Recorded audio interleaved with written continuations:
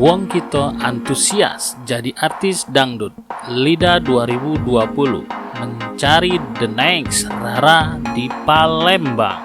Dikutip dari sripoku.com, Palembang sukses melahirkan bintang-bintang dangdut yang kini mampu bersaing di industri hiburan tanah air. Stasiun TV swasta Indosiar kembali menggelar kompetisi Dangdut Liga Dangdut Indonesia 2020 di Hotel Peninsula Palembang Minggu 27 Oktober 2019. Provinsi Sumatera Selatan, Yogyakarta, dan Bali menjadi 3 provinsi di pekan kelima diselenggarakannya audisi LIDA 2020. Meski baru dimulai pukul 9 pagi, ribuan peserta telah mengantri sejak dini hari. Tak hanya asal Palembang, para peserta banyak juga berasal dari kabupaten kota di Sumsel. Produser LIDA 2020, Eva Estiana, mengatakan pihaknya kagum dengan antusias peserta dari Sumsel yang ramai mendaftar LIDA 2020.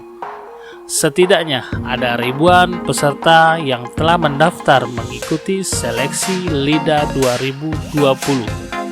Menurutnya, Sumsel punya potensi bakat untuk menjadi bintang dangdut Indonesia bahkan Asia seperti Rara Lida asal kota Prabu Muli, Sumsel yang jadi bintang dangdut besar di Asia.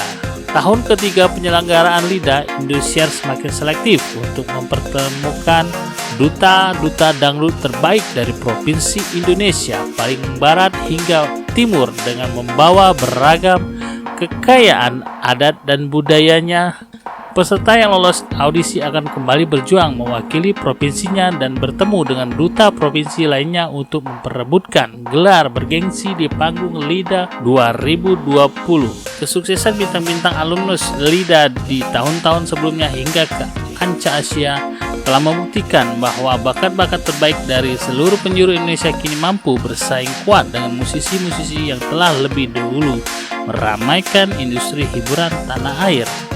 Sumsel ini banyak bakat-bakat penyanyi dangdut. Terbukti Rara asal Sumsel sukses menjadi bintang ungkapnya. Rara memang keren. Subscribe Bintang TV karena di sini tempat kumpulnya para bintang-bintang.